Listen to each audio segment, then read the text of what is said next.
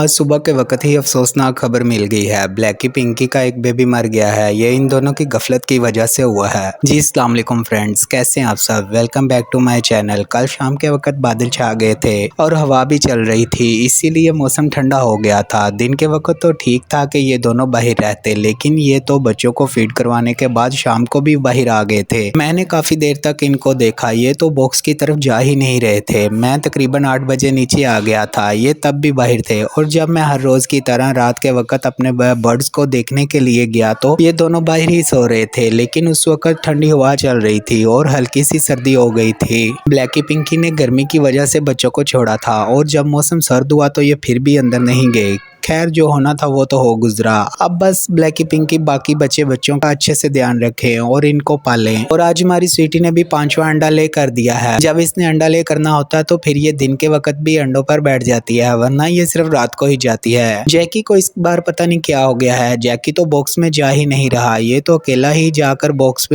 में अंडों पर बैठ जाता था। अब ये बाहर से ही अंडों को देखता है। जैकी स्वीटी ने तो हद कर दी। मुझे लगा था कि पहली बार ही ये लापरवाही करेंगे, इन्होंने तो दूसरी बार भी ऐसा ही किया था और अब ये तीसरी बार भी लापरवाही दिखा रहे हैं। पता नहीं जैकी स्वीटी कब मैच्योर होंगे। और हमारे जाट और रानी भी बॉक्स में जाने लगे हैं। कल रानी बॉक्स में गई थी और वुड शेविंग्स को एक साइड पर करके बाहर आ गई थी। वो पुरानी वुड शेविंग्स थी और बहुत कम थी, मैंने और डाल दी हैं। उम्मीद तो बहुत है कि हमारी रानी बहुत जल्द अंडे ले करेगी, क्योंकि अब जाट और रानी ज्यादा इकट्ठे रहते हैं। पहले तो ये दोनों एक केज में होने के बावजूद भी अलग अलग रहते थे और जब रानी नई नई आई थी तब ही शुरुआत में ये क्रॉस होते थे, बाद में नहीं। लेकिन जब से ये मेडिसिन शुरू की है तब से जाट और रानी में बहुत ज्यादा फर्क देखने को मिल रहा है।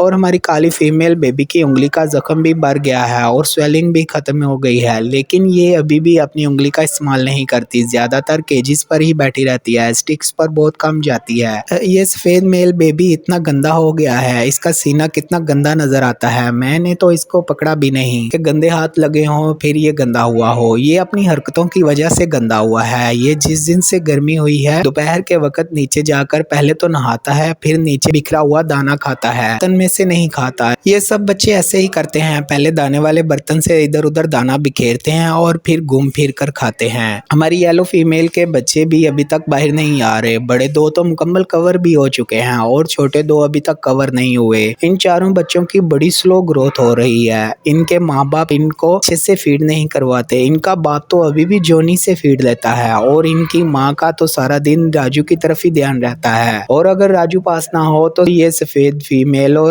येलो मेल से लड़ती रहती है। हमारे बर्ड्स की नेक्स्ट अपडेट कल के व्लॉग में। तो मिलते हैं कल नई वीडियो में। अपना और अपनों का ख्याल रखिएगा। लाइक, सब्सक्राइब और शेयर जरूर करना फ्रेंड्स। अल्लाह हाफिज।